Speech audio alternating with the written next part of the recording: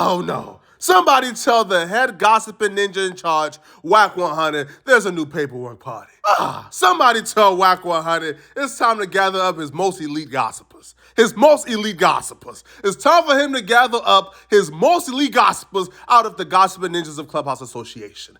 Gather them up. It's time for them to dissect this paperwork. The news cycle has been slow. I know the news cycle has been slow, right? And they've been itching to gossip, folks. These boys gossip more than our aunties at church. I know they've been feeding the gossip for something, man. And Whack 100 ain't been feeding them no paperwork, no snitching allegations. None. Well, I got some new stuff, folks. Now check it out, man. NBA YoungBoy is currently in federal court. Now, he's in federal court for a gun case. Now, he has a co-defendant, one co-defendant, right? And now YoungBoy's taking this to court. He ain't taking no plea deals. He's saying, psych. Well, folks, his co-defendant just took a plea.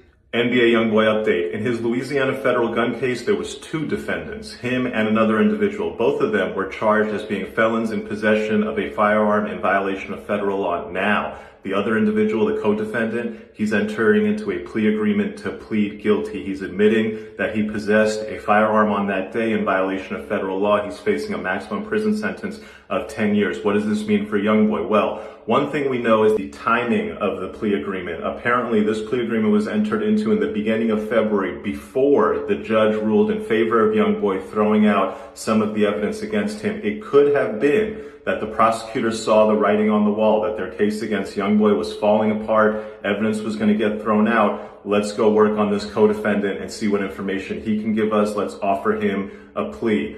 Only time will tell, but this is a big development. So we'll see, man, what happens in the next couple weeks. There should be a pre-sentence investigation report issued against the co-defendant, and then the co-defendant will be sentenced. And at that time, typically, you see whether there's any sort of cooperation agreements, any sort of 5K statement where somebody's giving up information in exchange for a lesser sentence, and whether any of that information is going to impact the charges and the evidence against YoungBoy. It's really too soon for us to say whether or not the co-defendant is telling. Now, you guys got to remember, folks, the co-defendant, well, one, we don't know who they are. But then two, YoungBoy had a video shoot where everybody just popped out. So half the folks that was there was friends of friends that just popped out. YoungBoy might not even know who the co-defendant is, or know them personally. So the person might have no ties to YoungBoy. It could have been a civilian for all we know. Now, I wouldn't imagine, right? Now, if YoungBoy is facing 10 years, the co-defendant is also probably facing 10 years or so.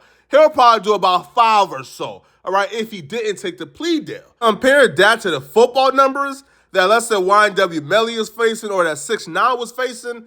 I wouldn't imagine that you will fold under pressure for 5 years in jail. I wouldn't imagine that you will fold under pressure for, let's say, 3 to 5 years, right? He took a plea deal, he'll probably do 2 or so. But I wouldn't imagine, especially because, listen, let's be real, man, let's be real.